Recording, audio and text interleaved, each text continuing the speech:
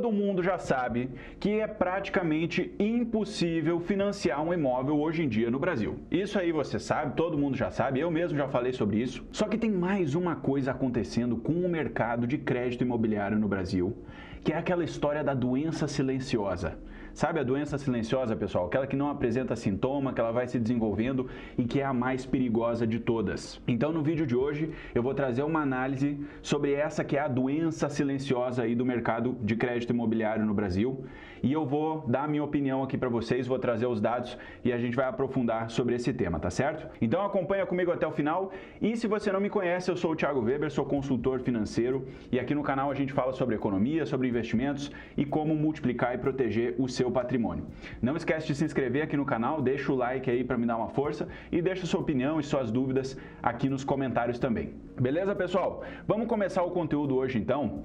Eu já trouxe aqui para vocês, ó, para exemplificar esse negócio que eu tô falando, porque vocês viram e mexem, ficam dizendo aí, não, o Thiagão inventa coisa da cabeça dele, né? Tá aqui, ó, não invento nada na minha cabeça não, pessoal. Olha só, no outro vídeo eu falei sobre como é difícil, né? Praticamente impossível financiar um imóvel no Brasil. E olha aqui o exemplo, ó, eu tirei um print aqui, ó, desse simulador, que é lá daquele portal iDinheiro, tá? Então vocês podem acessar aí também, ele é um portal online gratuito aí. Olha só, o cara que financia um imóvel de 500 mil, tá? E dá uma entrada lá, ó, de 150 mil reais, com uma taxa de juros de 11% ao ano. Aqui eu fui até camarada aqui com a simulação, tá? Porque hoje em dia é ainda mais caro essa taxa de juros aqui, por um período de 35 anos. 35 anos, pessoal. Isso aqui, ó, se não me falha a matemática aí, ó, são 420 meses, tá certo? Então, são 420 prestações, 420 parcelas aí que o cara que comprar uma casa financiada assim vai precisar pagar, tá certo? E aí, olha só. Essa daqui, ó, é uma simulação no sistema SAC, que é Sistema de Amortização Constante, tá? Então, Sistema de Amortização Constante. Aí, qual que é a característica desse negócio aqui, ó? A gente tem aqui o valor da parcela, né? O quanto que é pago de juros e o quanto que é de amortização. E aí, percebam, ó, que a amortização é sempre igual, ó. É sempre 833,33 centavos, que é justamente o que dá o nome aqui, ó. A amortização é constante, então ela é sempre igual durante todo o período, tá? E o saldo devedor aqui, ó, ele vai diminuindo somente o valor da amortização. E aí, com isso, pessoal, qual que é a consequência, né? Como vai diminuindo aqui o saldo devedor na mesma medida da amortização, o valor dos juros, ele é calculado em cima do saldo devedor, que está cada vez menor, então os juros também vão diminuindo. E aí, ó, vocês percebem que toda a prestação aqui, a parcela vai diminuindo um pouquinho, ó. Até o simulador mostra que, ó, a última parcela, ela vai ser do valor de R$ 840 reais. Só que ela começa, gente, olha isso aqui, ó, ela começa em quase R$ 4.000, R$ 3.890 reais. E isso aqui, ó, é só a simulação pura, tá certo? Porque na vida real a gente sabe muito bem que vai ter um seguro, vai ter lá outros custos, né? Vai ter, sei lá, a correção monetária, né? Porque normalmente é 11% ao ano de juros mais a TR, então tem mais um acréscimozinho ali na taxa de juros. Então, gente, arredondando, tá? Arredondando, o cara para financiar R$ 500 mil hoje em dia precisa pagar uma parcela de 4 mil. E para ele pagar uma parcela de 4 mil, ele vai ter que ter no mínimo 12 mil de renda mensal, né? Então é muito difícil, esse é o ponto principal aqui, beleza? Só que agora, gente, eu quero chamar a atenção para uma outra coisa, que é onde eu vou elaborar melhor aqui o nosso vídeo de hoje. Olha só esse negócio aqui, tá? O cara que vai tomar esse financiamento, ó, ele vai financiar por 35 anos. 35 anos. Eu vou até escrever aqui, ó, porque é aqui que eu quero chamar a atenção, tá? São 35 anos, gente. Então percebam, ó, o banco que vai fazer esse empréstimo aqui, ó, ele vai ter um ativo, né, de 35 anos. Ele vai emprestar o dinheiro por 35 anos. O banco precisa ter muita segurança para fazer isso, na verdade, ele precisa sim, ele precisa ter muita segurança para fazer isso. Só que aí eu quero avançar aqui já o material e explicar para vocês um negócio que é muito importante, que é o chamado conceito de funding, tá? Antes eu vou chamar a atenção aqui, ó, que eu prometo para vocês, que é o único conceito em inglês que a gente vai ficar falando aqui, tá? Funding, tá? Funding é o nome do negócio aqui. E de onde é que vem esse negócio? Vocês vão se lembrar, quem já me acompanha aqui, já me ouviu explicando sobre isso, ó. O banco, gente, vamos desenhar aqui o banco, ó. O banco, ele não é um dono assim, ó, de um monte de dinheiro. O banco não tem dinheiro infinito. Na verdade, o que o banco faz é o trabalho do meio de campo, ó. Ele pega dinheiro de um lado, tá? Então ele pega o dinheiro por um lado e ele empresta do outro lado, tá? Ele empresta do outro lado, tá certo? O banco, ele é o meio-campista, ó. Ó, eu sou o banco aqui, tá? Eu pego o dinheiro de um lado, faço esse agenciamento e empresto ele na outra ponta. É assim que funciona. Todo negócio bancário é assim, tá? O banco, ele não é dono do dinheiro, pelo menos não de todo, ele é dono só de uma parte ali. Isso aí é outro assunto, tá? Mas o banco, ele faz esse agenciamento, ele faz a roda girar, tá certo? Ele pega de um lado e empresta de outro. Aí qual que é o ponto aqui, ó? Qual que é o conceito de funding, tá? O conceito de funding, ele é a origem do dinheiro aqui, ó, é onde o banco vai pegar emprestado. O funding, ele é como se fosse um colchão, vamos pensar assim, ó, um colchão, tá? Um colchão, que o banco vai lá, ó, e ele fica tirando daquele colchão ali, ó. Ele pega daquele colchão e empresta lá, pega mais de um colchão e empresta para aquele outro lado ali, tá certo? Então o funding, ó, é essa origem de onde o banco vai pegar o dinheiro. Tá certo? É de onde sai aquele dinheiro, é o dinheiro que dá a base, é o dinheiro que dá a sustentação, tá certo? Vocês estão acompanhando, né? Tá fazendo sentido aqui esse negócio. Aí, ó, corta pra mim aqui, quero fazer uma pergunta pra vocês. Quem aqui sabe qual é a principal fonte de funding do mercado imobiliário brasileiro? 3, 2, 1... Pausou aí? Já sabe a resposta, gente? Agora vai explodir o cérebro de vocês. A fonte número 1 de funding do Brasil para o mercado de crédito imobiliário é a caderneta de poupança. Caderneta de poupança, gente. Exatamente isso. Então, ó, o que eu estou dizendo para vocês, pessoal?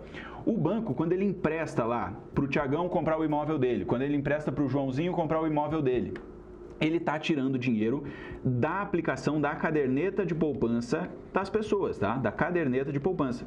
Então, ó, o tiozão lá da sua família que só investe na poupança, o banco está usando o dinheiro dele como funding para emprestar para as pessoas aí comprarem a sua casa própria, tá certo? Isso aí, inclusive, é por lei, tá? Por lei, se não me engano aqui, ó, 65% de todos os depósitos na caderneta de poupança, o banco é obrigado a passar para o financiamento imobiliário, tá certo? Financiamento imobiliário.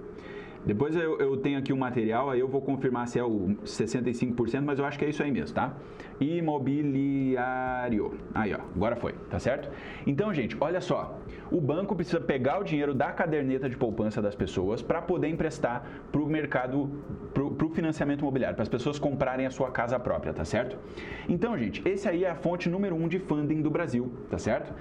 Olha só, tá aqui, ó. O Brasil ele tem duas grandes fontes de funding, tá? A primeira eu já dei o spoiler aqui, que é a caderneta de poupança, tá certo? Então o banco ele faz essa bicicleta andar aí, pegando o dinheiro da caderneta de poupança e emprestando para as pessoas comprarem a sua casa própria, tá certo? Olha só o que eu falei ali, ó. Por lei, os bancos deverão destinar 65% de tudo que captam da poupança para o crédito imobiliário, tá certo? Então é exatamente isso aqui que eu estava explicando ali para vocês. Agora, gente, olha só isso aqui, ó. Olha o segundo item aqui, tá? Essa aqui é a primeira fonte de funding, tá? Que é a caderneta de poupança.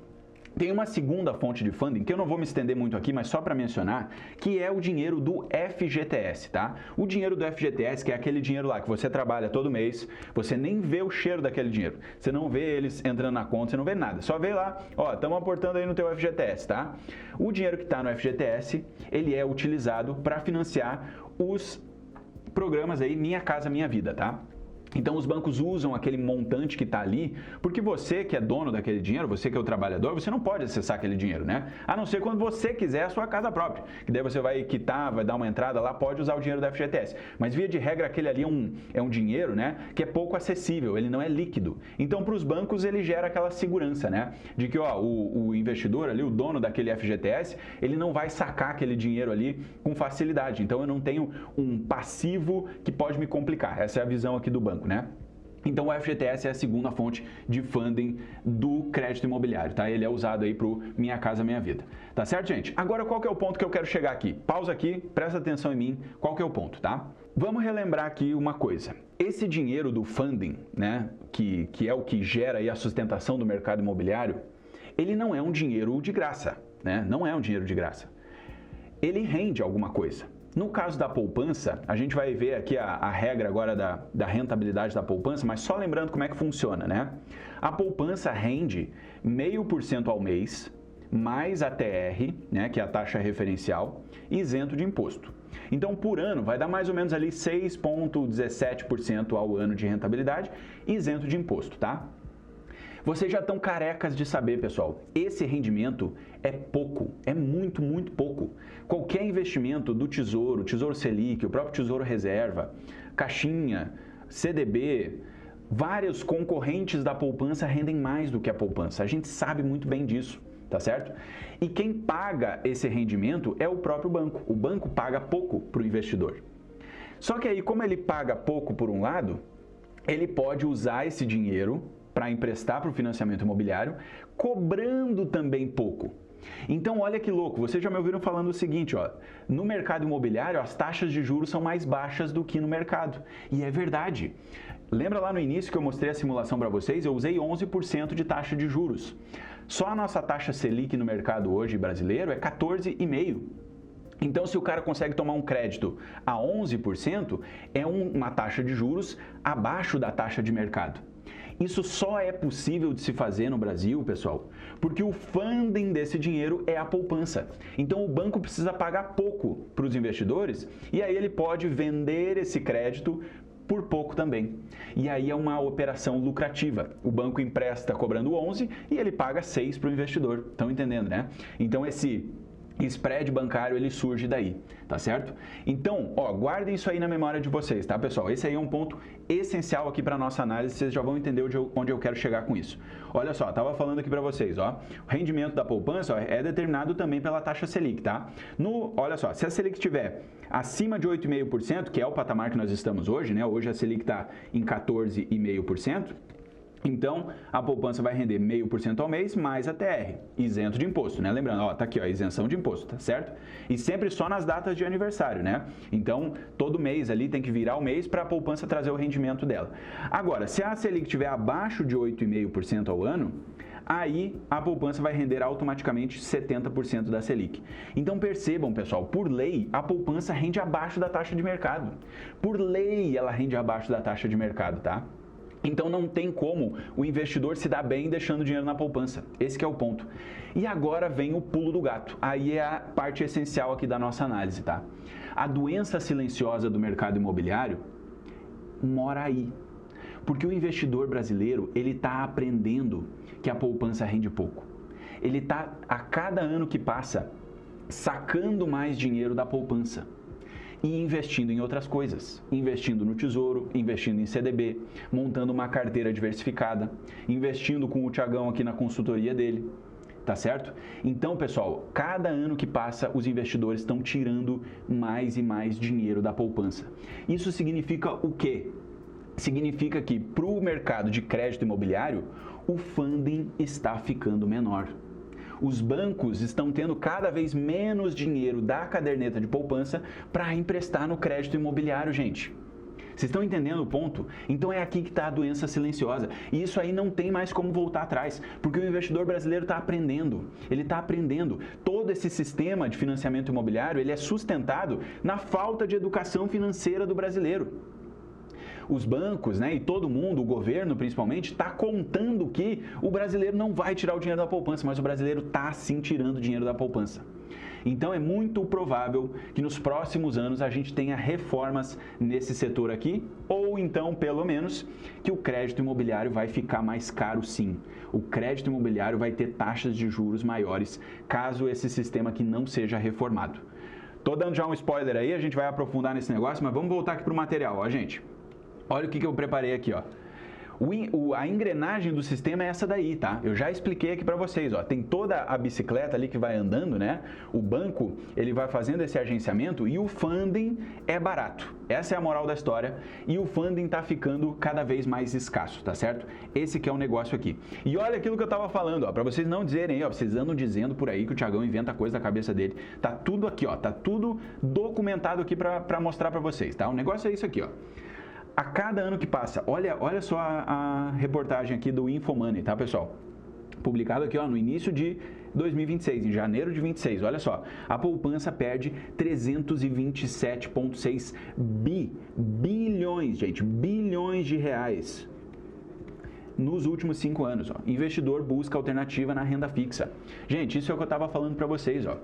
O investidor, ele está se educando, ele está aprendendo. O investidor está cada vez mais entendendo que a poupança, ela rende muito pouco e ele precisa de alternativas. Então, o mercado de crédito imobiliário, ele vai perder sim o seu funding, tá certo?